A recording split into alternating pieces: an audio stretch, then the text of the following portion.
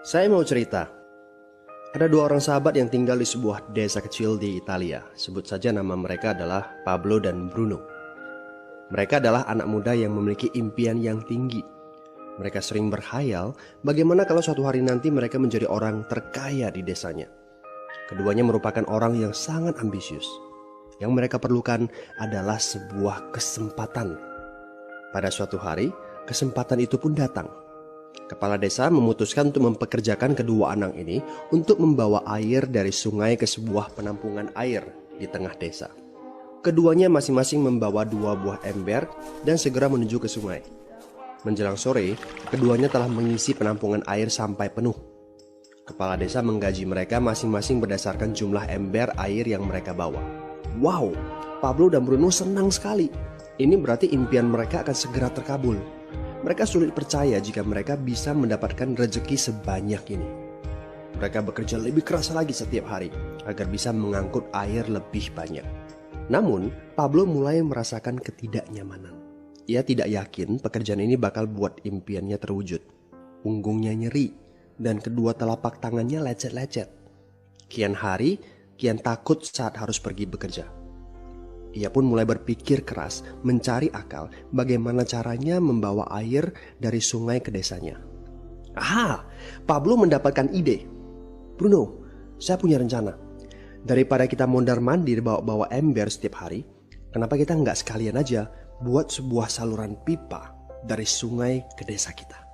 Saluran pipa? Ide dari mana itu? Seru Bruno. Kita udah punya kerjaan yang bagus, Pablo. Saya bisa bawa 100 ember sehari. Saya akan jadi orang kaya. Di akhir minggu, saya bisa beli pakaian baru. Pada akhir bulan, saya bisa beli seekor sapi.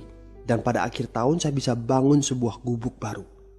Nggak ada kerjaan sebagus ini di desa ini. Setiap minggu kita bisa liburan. Setiap akhir tahun, kita berhak cuti selama 2 minggu dengan gaji utuh. Kita akan punya hidup yang layak. Jadi buang jauh-jauh lah pikiran untuk bangun saluran pipa. Tapi Pablo tidak putus asa. Ia akhirnya memutuskan untuk bekerja paruh waktu. Ia tetap bekerja mengangkut ember-ember air. Separuh waktunya, serta di akhir pekan, dia luangkan waktu untuk bangun saluran pipanya. Hal itu tidak mudah. Penghasilannya otomatis menurun dan dibutuhkan waktu 1 hingga 2 tahun sebelum saluran pipanya bisa menghasilkan sesuatu yang berarti. Bruno dan orang-orang desa mulai mengejek Pablo. Dia menyebutnya Pablo si manusia saluran pipa. Bruno yang berpenghasilan hampir 2 kali lipat dari Pablo terus memamerkan barang-barang baru yang berhasil ia beli. Sapi, keledai, pakaian, sepatu baru, gubuk bertingkat 2. Bruno bisa makan mewah di kedai. Orang-orang di desa menyebutnya Tuan Bruno. Sementara Bruno berbaring santai di sore hari pada akhir pekan, Pablo terus saja menggali saluran pipanya. Pada bulan-bulan pertama, Pablo memang tidak bisa menunjukkan hasil dari usahanya. Pekerjaannya memang sangat berat, bahkan lebih berat daripada kerjaan Bruno. Karena Pablo juga harus bekerja pada malam hari. Demikian pula di akhir minggu. Tapi Pablo selalu mengingatkan pada diri sendiri bahwa impiannya dibangun berdasarkan pada perjuangan yang dilakukan hari ini. Dari hari ke hari, dia terus menggali, inci demi inci. Sedikit demi sedikit, lama-lama jadi bukit. Dari 1 inci kemudian menjadi 1 kaki. Kemudian jadi 10 kaki. Kemudian 20 kaki, 100 kaki, dan seterusnya. Bersakit-sakit dahulu, senang-senangnya kemudian. Demikian dia terus menyemangati dirinya sendiri. Sepulang kerja, tubuhnya lelah sekali. Fokus pada hasilnya. Kata-kata itu terus ia ulangi dalam hati setiap hari saat dia pergi tidur. Sementara dari bar di desa itu terdengar gelak tawa mengiringinya ke alam mimpi. Ayo, fokus pada hasil akhir. Hari berganti bulan, saluran pipanya sudah setengah jadi. Saat beristirahat, Pablo melihat dari jauh sahabatnya Bruno yang terus saja mengangkut ember-ember. Bahu Bruno tampak semakin lama semakin membungkuk. Dia menyeringai kesakitan. Langkahnya semakin lamban akibat kerja keras setiap hari. Dia semakin jarang bersantai-santai di tempat tidur gantungnya. Dia lebih sering terlihat di bar, duduk dengan wajah letih dan murung. Saat pengunjung bar melihat Bruno, mereka saling berbisik. Hei, ini dia Bruno si manusia ember. Dia lebih suka duduk sendiri di sudut yang gelap ditemani botol-botol kosong di sekelilingnya. Akhirnya, saat bahagia Pablo pun tiba. Saluran pipanya sudah rampung. Orang-orang desa berkumpul saat air mulai mengalir dari saluran pipanya menuju ke penampungan air di desa. Sekarang, desa ini sudah bisa mendapatkan pasokan air bersih secara tetap. Pablo tidak perlu lagi membawa ember. Artinya, airnya akan terus mengalir, baik dia sedang bekerja maupun tidak. Air itu mengalir saat dia makan, saat dia tidur. Air itu mengalir di akhir minggu ketika dia asyik bermain. Semakin banyak air yang mengalir ke desa itu, semakin banyak pula uang yang mengalir ke kantong Pablo. Apa moral dari cerita ini? Pertanyaan yang paling penting untuk kita renungkan adalah, siapakah Anda? Seorang pembawa ember atau seorang pembuat saluran pipa? Apakah Anda hanya mendapatkan penghasilan jika Anda datang ke tempat kerjaan, seperti Bruno pengangkut ember?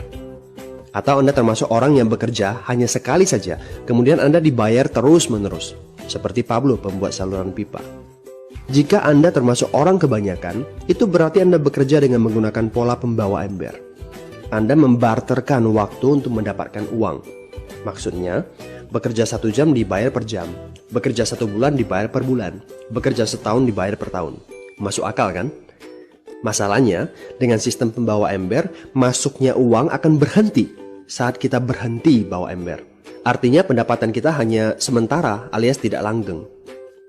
Kalau di suatu pagi Bruno bangun dan punggungnya terasa sakit, sehingga dia tidak bisa bangkit dari tempat tidurnya, berapa uang yang akan dia dapatkan hari itu?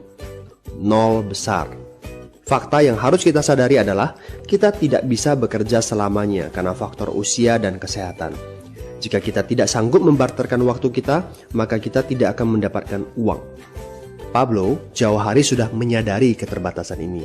Karena itulah dia langsung berpikir untuk menciptakan suatu sistem yang memungkinkan dia untuk terus mendapatkan bayaran baik dengan cara barter waktu ataupun tidak.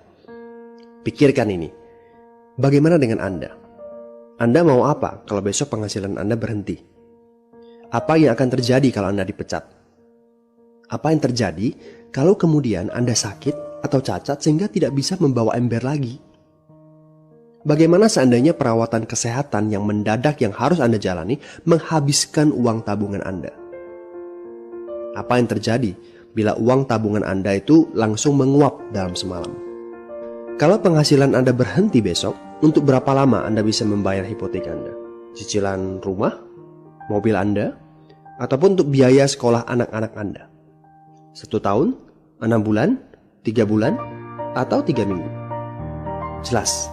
Apakah Anda bekerja sebagai penyapu jalan, bekerja di kantor, punya jabatan tinggi, atau memiliki toko, seorang profesional di bidang tertentu, tetap saja Anda membarterkan antara satuan waktu dengan satuan uang. Apakah dengan cara demikian Anda akan aman? Satu-satunya jalan untuk menciptakan keamanan yang sesungguhnya adalah seperti yang dilakukan oleh Pablo, yaitu membangun saluran pipa saat Anda masih bekerja sebagai pembawa ember. Dengan membangun sebuah saluran pipa, Anda cukup mengerjakan pekerjaan sekali saja, capeknya sekali saja, tetapi Anda akan dibayar terus-menerus. Saluran pipa ini akan memberikan Anda penghasilan walaupun Anda sedang tidur ataupun Anda sedang main.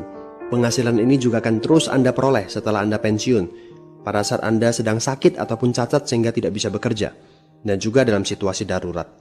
Inilah yang disebut sebagai penghasilan pasif. Anda tahu, saat ini kami sedang membangun saluran pipa yang akan memberikan penghasilan pasif.